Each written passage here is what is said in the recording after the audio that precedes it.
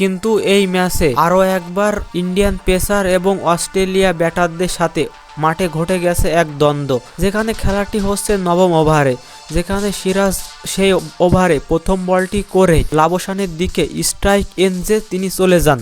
এরপর দেখা গেল মোহাম্মদ সিরাজকে তিনি লাবসানের পেছনের স্টাম্পে তিনি যেন স্টাম্পের ওপরে দুইটা বেল নাড়াচাড়া করছিল। বৈধভাবে লাবসানকে আউট না করতে পেরে মূলত বেলটি তিনি উঁচা করে দিয়ে বেলটি তিনি হালকা করে নিয়ে দিয়েছিল, কেননা বাতাসের আঘাতেও বেলটি যেন পড়ে যায়। আর এই বিষয়টি ভেবেই মোহাম্মদ সিরাজ মূলত এই কাজটি করে।